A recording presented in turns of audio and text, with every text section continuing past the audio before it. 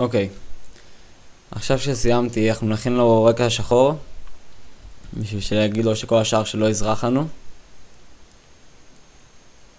נשמור את זה שוב בתור טאגה, ונלמד על המנוע. עכשיו אני שמרתי בגודל הרגיל, שזה 2048. תנסו להגיע לגדלים יותר נמוכים, כי זה גלואו מאפ, הוא לא צריך יותר מדי פיקסלים.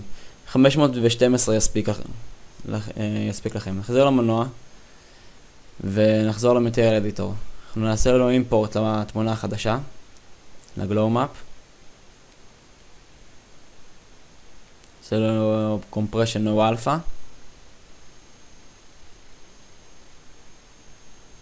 קסם מטריאל.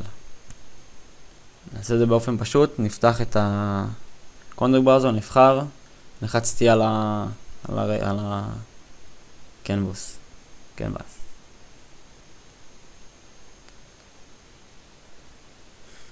לפתוח מולטיפלייר, יש לנו פה מערכת של גלואו.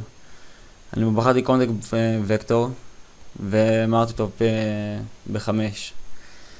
מה שזה ייצור לנו שזה 1 זה 100% ומעל 1 זה יותר, אז 5 זה יזרח לי יותר. יצרתי פה מולטיפלייר שבשביל לפתוח אותו לוחצים M וחיברתי אותו למסיב. עכשיו זה יזרח לנו. אם אני לחץ L על המסך זה שנה את התאורה ואני אוכל להזיז אותה. כאן לא כל כך רואים את הזריחה שלו, יותר מחר במנוע יראו את זה יותר טוב. אנחנו נשמור את המטריאל ונמשיך הלאה. כמו שתראו, אפשר להתעדכן לנו. שוב פעם, L משנה לי את התאורה.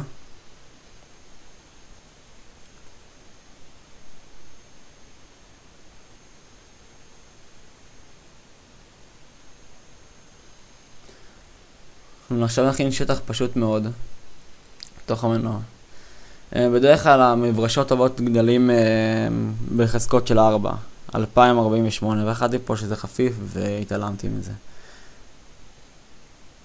נכין בין שטח שנוכל לדרוך עליו ונלחץ Add, זה הכפתור הזה. עכשיו נלחץ L על המסך, ליצור לי תאורה. נכנסתי לליט מוד, שאני רואה בו את התאורה עצמה. אם לוחץ רווח זה משנה לי בין להגדיל, לסובב ולא להזיז את מה שאני בוחר. ואם אני מגדיל אותו, זה גם מגדיל את הגודל של התאורה, שהוא אחראי התאורה. אם אני לוחץ L וגורר את האובייקט, הוא גורר לי אותו. אני חושב שזה עוד מעט בשביל האובייקטים עצמם, אתם תראו. תאורה אחת אני אנסה רגילה, תאורה אחת אני אנסה אדומה. שתהיה לי מן וריאציה, נראה לכם איך עושים כל דבר. עכשיו אנחנו נשים את האובייקט בתוך המנוע עצמו.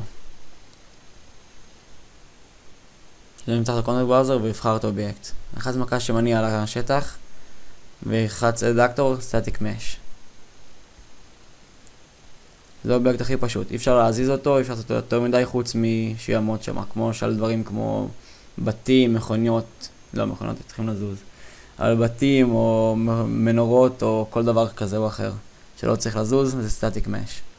כל דבר שתרצו למשל שיעוף בפיצוץ או וכן הלאה וכן הלאה, תשנו אותו. עכשיו למטה כמו שאתם יכולים לראות אני יכול לבחור את הגודל של האובייקט, שזה הפרמטר האחרון זה יחסית בגדול. יש לי עוד 3 פרמטרים שהם X, Y, Z. אני יכול לבחור אם יותר גבוהים, יותר רחבים וכן הלאה. כמו שאמרתי, רווח אני שולט אם אני מסובב או מזיז את זה ואלט אני גורר. לוחץ על האובייקט, לוחץ אלט והוא גורר לי אותו. ואני אבחר את ה-Z ואני אתן לו 5. שלי קצת גבוה, להראות לכם את השינוי. אני אשכפל את האובייקט הזה עוד פעם, כדי שנשים אותו בחושך, שתראו איך הוא נראה. אחרי מסיב זורח בחושך.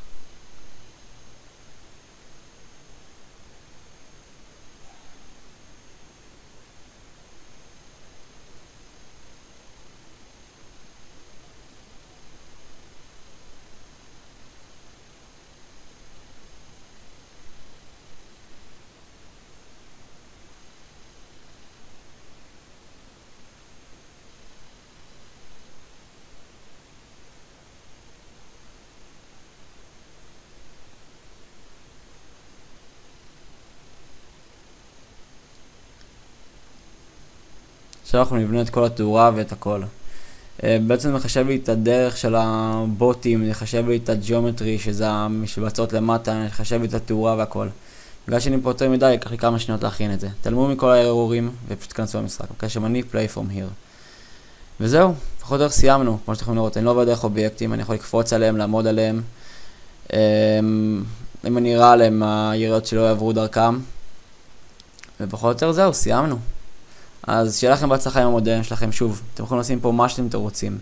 בין אם זה בתים או נשקים וכן הלאה וכן הלאה. באמת, שיהיה לכם בהצלחה ונתראה במדריך הבא.